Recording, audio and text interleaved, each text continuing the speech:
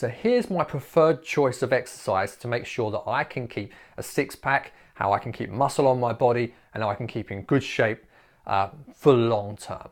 Now, I don't spend too much time doing long distance running, for example, or cycling. I would do these things, I've done these things in the past, but I like to use different ways of exercising to make sure I get results long term. Now, my main objective is to make sure I keep muscle on my body, because if I do anything that takes muscle off my body, my metabolism will come down and I will burn less calories.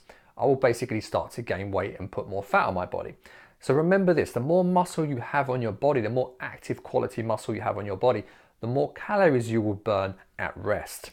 So the more muscle I have and I can keep while I'm sleeping, while you're sitting at work, whatever it may be, you'll be burning calories while you're resting. That's a really key important part of the deal here. Now, if you're out running, jogging and continuously doing that, you're burning some calories while you're doing that, but that afterburn effect will shut down as soon as you stop running, after about 7 minutes in fact. So if you're doing a high intensity interval training, the way that I like to train and the way I train my clients, and the way I can get them to lose like 10 kilos in 10 weeks, I have clients losing 3-4 kilos in 1 week. And the reason for this is because of the style of training we do, and of course the nutrition protocols as well that I give them.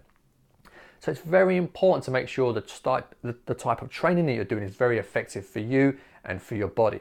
Stop wasting your time running for hours on end, letting the exercise eat up your muscle, banging away at your joints, and basically putting a lot more cortisol in your body due to the stress that you're putting on your body. And you've got to remember, a lot of us nowadays are pretty stressed as it is. It seems to be a natural way of living. And if you're just constantly doing more and more running and pounding away at your joints, that is a form of stress on your body once again. So it's not always the best thing. So think of it like this. We all have our own versions of the whole way we want to train. And that's great. I completely understand that. But for faster long-term results, keep your exercise short and intense. Here's an example, for example. If you want to look at a sprinter or a long distance runner, we have two very different physiques. And there's a very good reason for that. They're using different energy sources. When sprinters are doing their powerful sprints, for example, it's much more explosive. They're releasing and producing much more testosterone and growth hormone in their system. It's a different way of training, and it creates a different stimulus and gets different effects.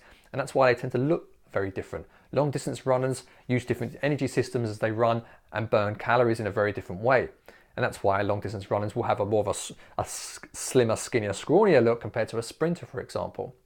Now, it doesn't always have to be that way, but the way you train is very much the way you're going to end up looking. Okay, cyclists tend to have a very different look about them as well. Footballers have a very different look about them. And hockey players have it's a very common thing. Swimmers have a certain look about them. So if you want to look a certain way, train that way. And it's a very common and good way of looking at it as well. So for me, high intensity interval training, short, sharp, explosive bursts that really spike your metabolism, burn a lot of calories, and give you a maximum bang for your buck at the end of the workout. You don't need to be training for 60 minutes or whatever it may be. You can be doing for 30 minutes as long as it's very effective, and then use the rest of your time for recovery to repair, rejuvenate, and get good calories back into your body. All right, so there's a little bit about high intensity interval training, how I prefer to train. I like to get out there, do my high intensity interval training, get a good sweat on, spike my metabolism through the roof, and burn calories all day long. I hope you liked this video. If you have any questions, don't hesitate to write below. You can private message me.